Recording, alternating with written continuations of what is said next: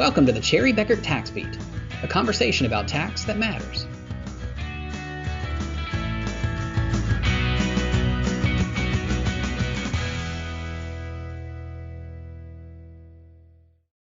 Welcome to this edition of the Bekaert Tax Beat podcast.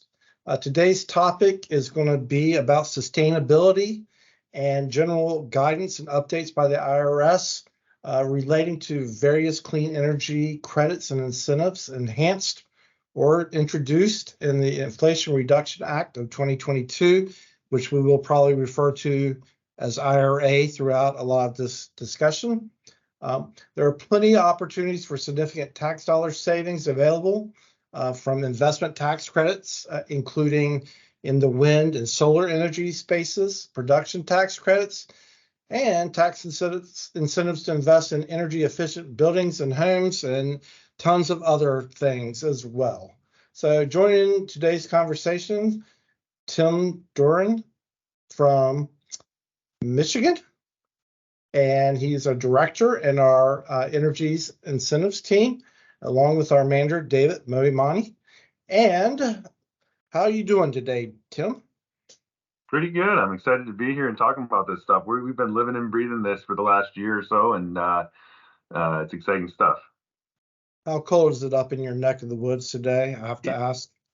It finally got cold. I made the mistake of saying that Thanksgiving was the first Thanksgiving in a few years that I can remember without snow on the ground, and we paid for it 2 days later. So I think it's in the 20s now, and we got a few inches. So. All right. And David, how are you doing today? I'm doing pretty well. Staying warm. I haven't been outside yet today. So. Where are you sitting today? Philadelphia. Philadelphia. You're not one of those Eagles fans, are you? I've kind of been forced into it since moving here. It's really if you're not with us, you're against us, and you don't want to be against all these people. So I've kind of been bullied into Eagles fandom. You're with the people, is what you're telling me. Yeah. All right. And as always, joining me, my partner in crime, Sarah McGregor from Greenville. So, Miss McGregor, how's life treating you? Life is good. Last week over the Thanksgiving holidays, I was hiking in the mountains and also walking on the beach. So it's been a good week. It's good to be back at work, don't you know? Well, I think that's a great bookend to a Thanksgiving vacation. It sounds like at least you got to exercise all your sins away from overeating, which I hope everybody overate on Thursday. That's all right. And I'm Brooks Nelson, partner in Richmond, and it's also unusually cold in Richmond today. So, all right, so let's move on. The Inflation Reduction Act was signed into law in August of 2022, just a little over a year ago. Many of these new credit provisions in the IRA are effective now in 2023. Because of the short time period for effective date, IRS has really scrambled, have been hard pressed to come up with the guidance, forms, procedures, regulations, everything that affects all these new credits, or I should say, and new enhanced credits in some cases. So we'll spend time talking about that, how companies can benefit from these credits, how maybe individuals can or cannot benefit, and what to watch out for. And we will try to focus more on recent guidance that has been coming out in a little bit of a speaking of snow flurry, so the guidance seems to be coming out in a little bit of a flurry here the last few weeks or so in this space as well. So we'll start with you, Tim. You're up. Give us a quick overview of IRA and the investment and production credits. Yeah, no, that's awesome. And that kind of sets the stage for a lot of what we're talking about. These are I tell people these are kind of like the meat and gravy credits of the Inflation Reduction Act. They actually existed in a different form, a similar form, but a different form before the act came out.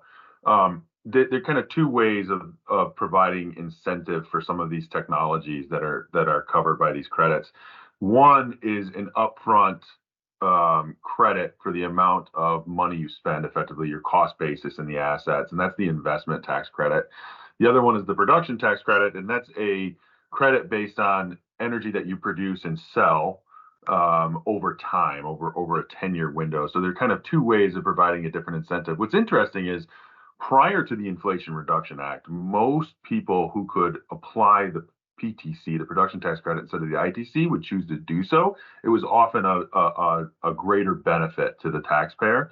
I think that landscape has shifted a lot. I think there's a lot more analysis that needs to take place now because we have such significant enhancements to the investment tax credit that there's definitely some due diligence to be done there. And I spoke about technologies. There's a lot of crossover between the two credits. You can only take one or the other, but there are a few differences in the types of technologies which qualify.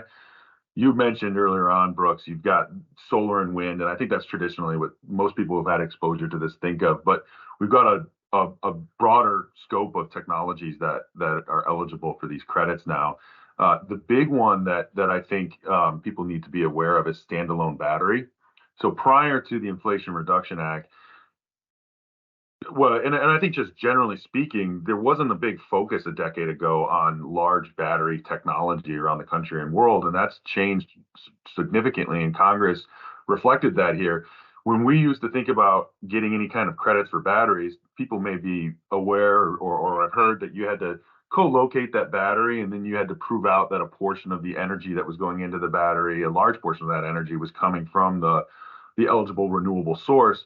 Now we can have standalone battery technology and, really broadly speaking, energy storage technology. So it allows for a whole lot of different applicable things to be eligible for these credits.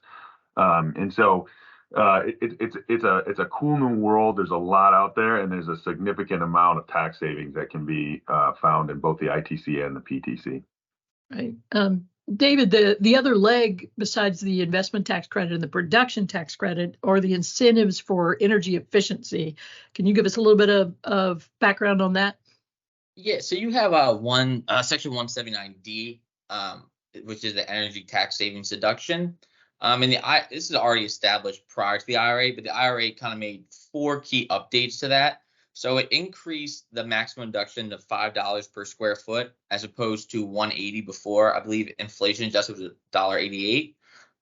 It reduced the qualifying threshold of calculated energy cost savings. So before you had to reduce it by 50%, and now we're down to 25%.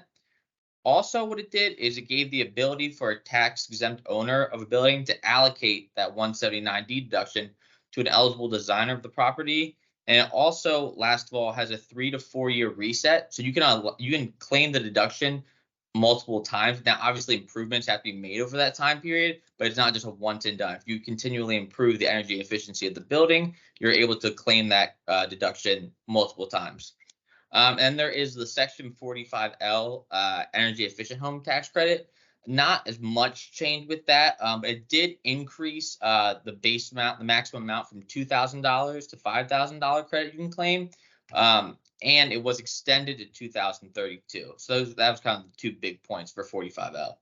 Dave, if I could interject too, just from the perspective of what we're kind of seeing in the market there, I don't think we should gloss over that tax exempt piece. It doesn't sound as exciting as maybe boosting up the amount of money you're getting, but we've already encountered several of our clients that they fall into this category. They never thought about 179D. A lot of folks who were involved with building new, more efficient buildings or upgrading buildings, 179D was a known thing to them.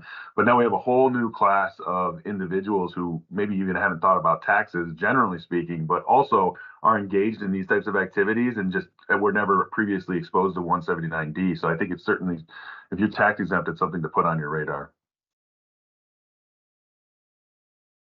Cool. So going back to the ITC and PTC credits, there were 2 key areas that came in under the IRA about prevailing wages and apprenticeship hours that are critical to maximizing the credits.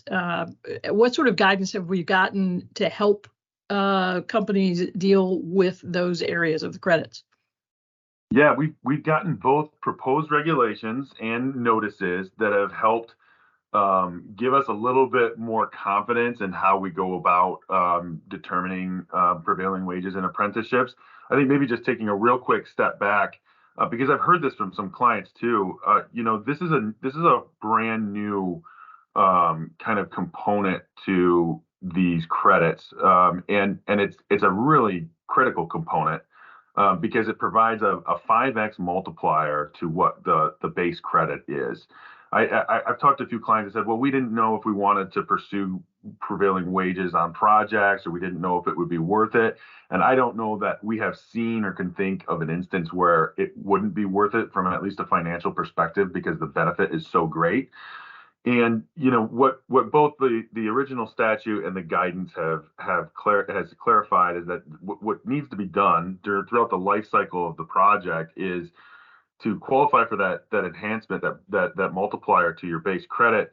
You need to make sure that you're meeting the prevailing wages, which the new regs have defined and the notices have defined as what the Department of Labor defines for that class of worker and that geography and that time period.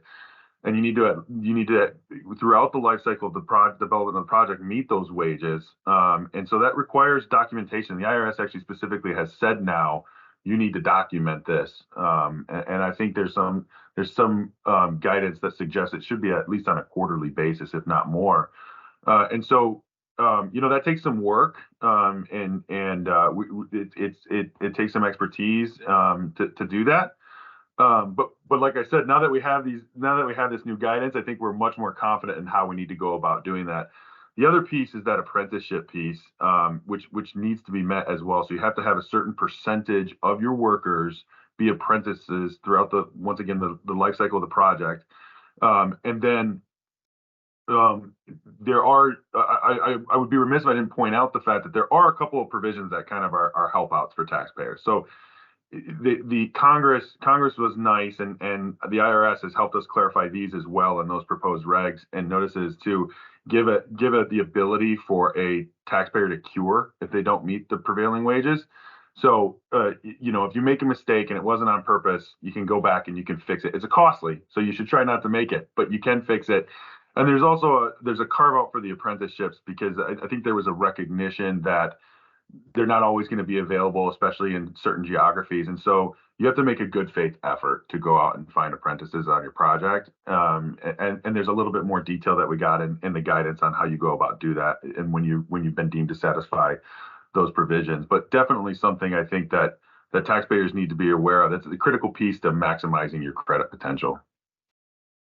And I'll just add a little advertisement flash here. We at Cherry Bekaert are more than happy to provide you the services to determine if you're meeting the prevailing wage and apprenticeship hours. And there's a lot that goes into particularly that prevailing wage calculation. So anyway, all right, but Tim, let's move on a little bit. What about other credit boosters based on materials, content, or location of a project? Yeah, this is a similar story to the prevailing wages. We've gotten some notices on this as well, where the IRS has helped us understand a little bit more about these provisions. But these are where the prevailing wage and apprenticeship provisions give us a multiplier on our base credit. These are even an additional credit, and it works a little bit different. So I'll give you a base case example. If we have a 6% credit for solar, and we meet our apprenticeship and wage requirements, we have a 5 times multiplier. So now we have a 30% credit back. We'll say investment tax credit back on our cost basis in our solar assets. These credit boosters add on an additional 10% for each one that you meet. So you could go from 30 to 40% and then 40 to 50%. But they're very specific in how we do that. One is domestic content, and that is requiring taxpayers to have their steel sourced domestically, and then a proportion, depending on the facts and circumstances of the project, a proportion of all their other components going into the facility be sourced domestically. There were some questions that had arisen because Congress didn't really go into much more detail than that. And so we do have some notices now where we have a little bit better understanding of, what do we mean by the percentages, and how do we calculate whether or not we're meeting that threshold, and what types of components and materials qualify for that bucket and what don't. And so we definitely have a little bit more guidance on that. Similarly, there's that second 10% adder that you mentioned for energy communities. There are 3 different tranches of energy communities, from brownfield sites and former coal mine sites to certain unemployment areas in the country where there are a few other tests that you have to meet. And we got additional guidance on those. For example, one of the things we got was what if my project sits partly in an energy community and partly outside of an energy community? How do I determine if I'm in an energy community? Because that wasn't clear from the statute itself. And now we know that we can either look at the square footage of the facility and determine where the majority of it sits, or the nameplate capacity on that facility in terms of where is most of the power production occurring. So we got a lot of guidance based on that, and I think it's just helped us be better at finding opportunity for our clients and looking, and it's helped taxpayers get more certainty with respect to generating the most credit that they can. On that, having these bonus credits really allows us to try and help clients plan, as far as domestic content, the location. So having this guidance, obviously projects are in service right now, they're not going to be able to move the project, but for future planning, we can help guide clients into, this is an area that's in an energy community, so you can maximize the credit, because that's really what you're looking to do here. Right. Well, David, just continuing on that theme, because the law was passed in 2022 and we've got guidance here in 23 and we're almost to 24, does it matter when your project starts or where you are in the project relative to this guidance that's coming out? Yeah. So under the prior law, the ITC and the PTC, they were going to get phased out. So for projects that were starting after December 31st, 2019, they were going to be, I think the drop was from 30% of the base credit rate to 26 and then 22 for the subsequent year. What the IRA did is extended this. So projects that are placed in service after December or January 1st, 2023, they're going to be eligible to get that 30% as long as they meet the prevailing wage. And the same is true for the PTC. And then starting in 2025, there's going to be 2 credits that replace the Section 48 and Section 45. That's going to be the 45Z and the 48Y. I believe those are the 2 code sections, which is really just going to do exactly what the current credits are doing, but there also is a greenhouse gas emission tied to it. So that's one thing we're looking for. But so as long as the project's placed in service between now and 2025, no big changes. After 25, the code section changes a little bit, but definitely, something to be aware of.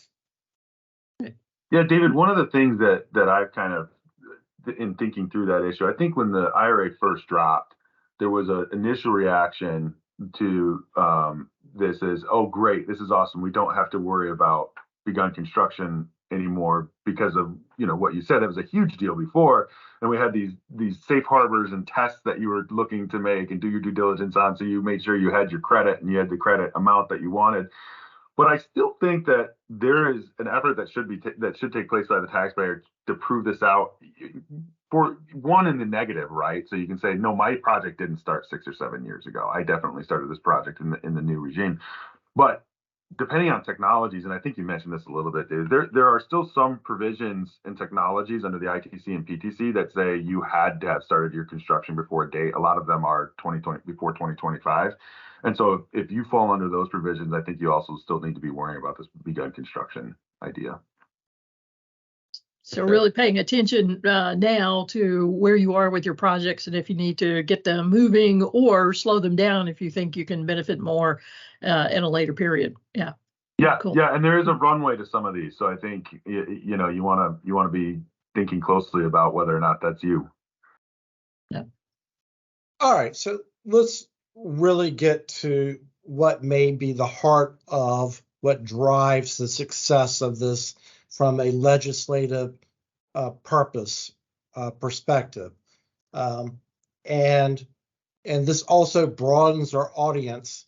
If you sit there and say, oh, I'm not doing a wind or solar or any of these fancy projects, well, this is where it pulls everybody, or at least potentially everybody in, and that's the topic of monetization.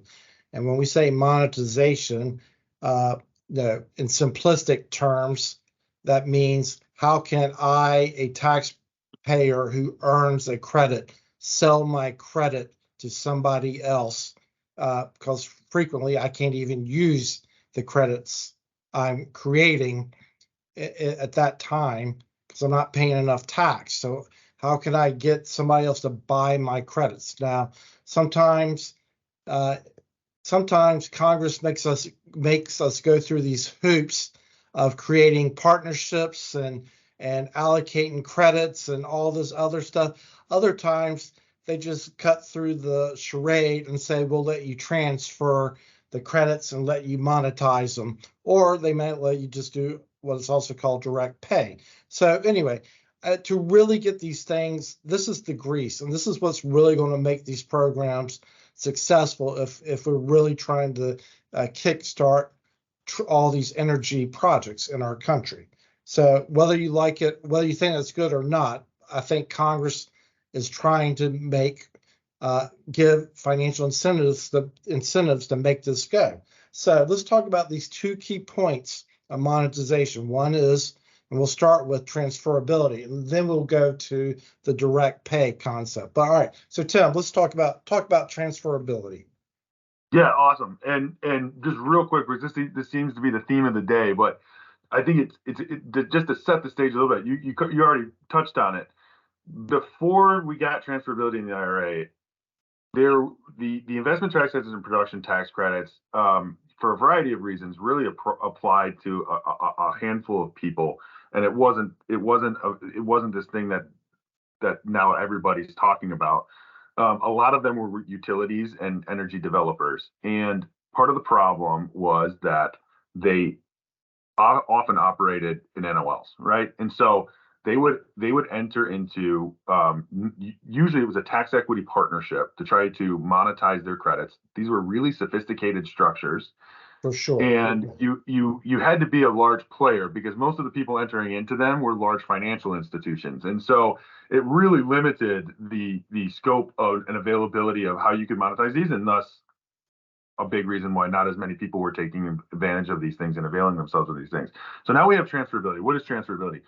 Well, transferability means that I can go out and I can sell my credit to another entity for cash in a transaction that's not recognized for tax purposes for either of us. So you don't recognize income, you don't recognize expense on it. That person can then go and claim that credit against their federal tax liability, and we'll talk about maybe some of the limitations there, but theoretically they can go claim that credit. So they're interested in paying for it as long as they don't pay one-to-one, right? And so that's where we're starting to see some of this market develop, and we're hearing stories about where these things are landing. But the idea is there's an arbitrage, just like there was in tax equity. So the person selling the credit gets to monetize it, maybe not at exactly the amount that they would have wanted to, but they're at least monetizing their credit right away. And the other person gets an arbitrage play where they're reducing their tax liability for something less than the amount of cash they would otherwise be writing a check to the IRS for. In a fairly simplistic mechanism. Way more simple mechanism. And it's a great point, because unlike some of these other areas where we've started to get a lot of good stuff, we have gotten some guidance from the IRS here, but we're still waiting on a lot. We're waiting on a lot more stuff to come through. And one of those things is we've been promised a portal where you're going to go and register so that we don't have people selling bad credits theoretically and things like this, and we don't have all that yet. So there's a lot of room to learn from the IRS in this particular space. But it's a way for a company who wants to invest in clean energy technologies. They can get cash back up front, and yes, sufficient to pay the interest on loans, or to finance up to maybe a third of, or 30% or perhaps more of the project in cash coming back immediately. So really a positive incentive for companies to consider the clean energy investments. It becomes more a more cost-effective approach if you're going to get this cash back in a timely manner. But David, awesome. Oh, good. Yeah. Oh, sorry. Go ahead, Tim. Yeah. I was just going to say, when we think of all of the various tax planning ideas that are out there, there are not many where you can say, I'm not paying tax, but I can still avail myself of this. So it's a pretty cool option to have. Yeah. Yeah. So Tim, the other side of this, aside from the transferability, is the direct pay. You want to talk about that and why it's brought in a whole new era of a whole new group of people who can participate. Yeah. And David, feel free to chime in too.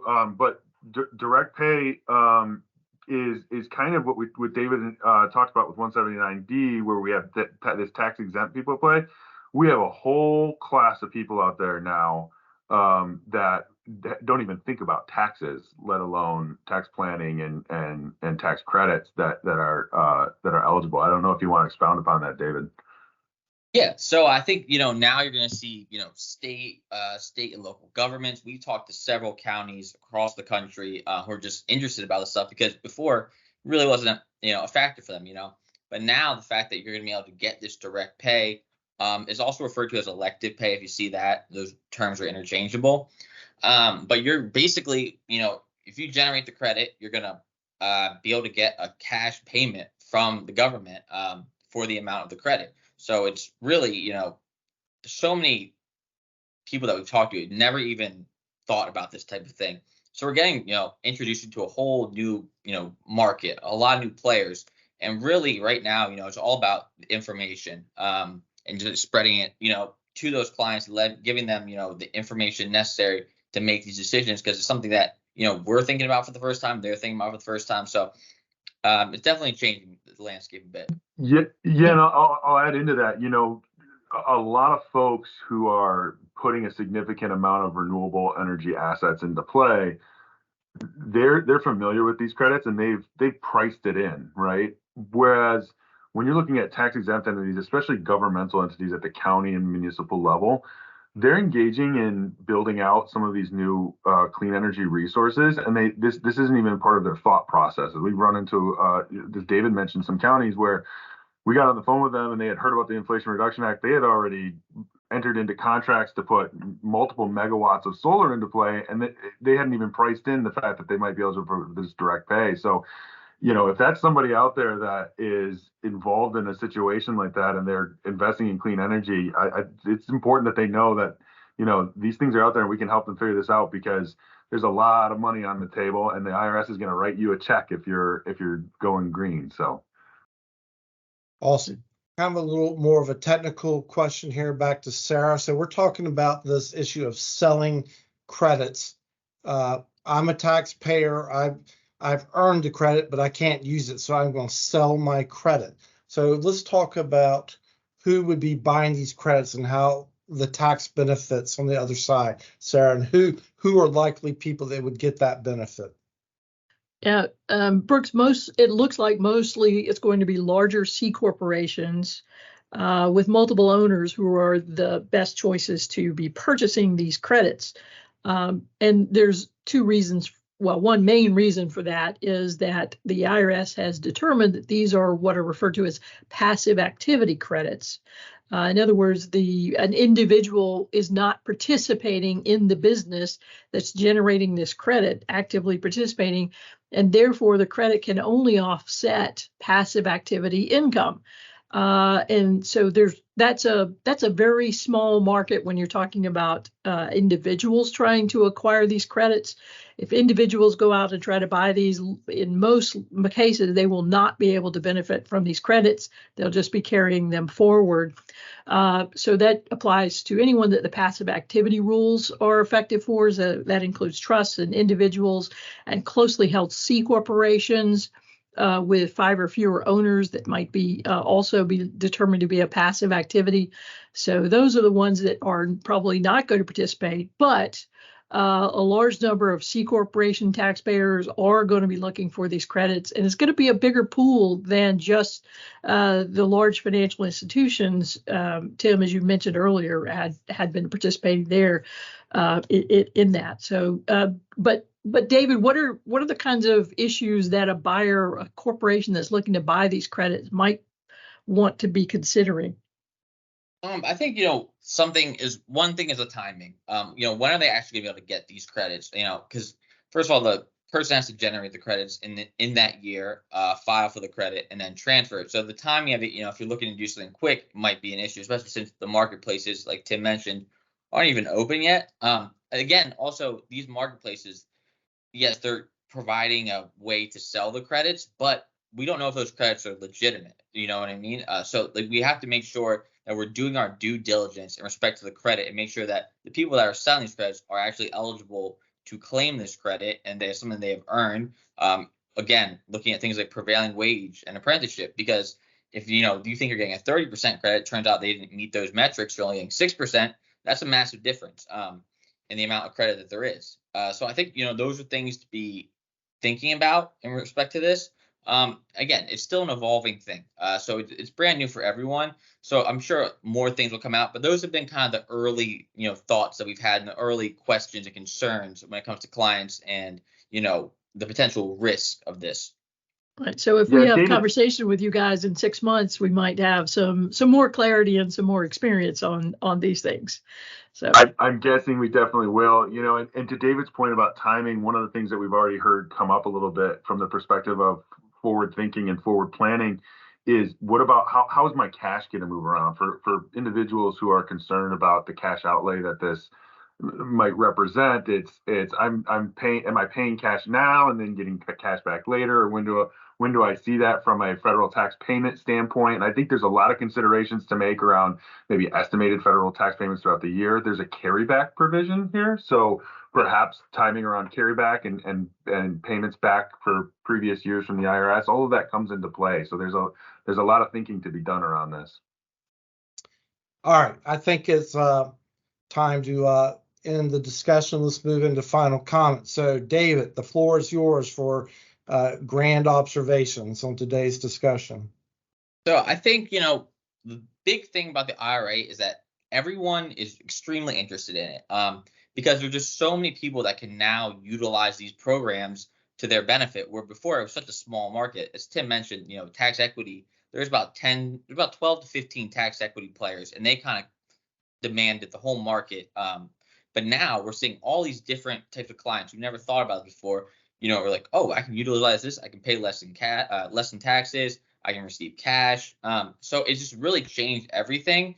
And I think it's just going to keep growing because, this thing is still in its infancy. As more people see it become successful, like, whoa, I want to get interested in this as well. So I think we're really in the beginning steps, something that's going to be, pretty consequential over the next few years. And it's going to be interesting to see how it plays out. Tim. I'm a believer in this stuff, and I've got 12 kilowatts of solar on my roof. I'm passionate about this space, but I want to echo David. I think, there's a lot of people interested in it, and if you're not, then you have to be asking yourself, what am I missing? Because there's applicability for almost every single taxpayer out there to some extent. Whether it's purchasing credits or thinking about some of these technologies or how they might help your business or help you tell the story of going green and going clean. This covers the gamut, and we're really excited to see where we go over the next couple of years. And Sarah.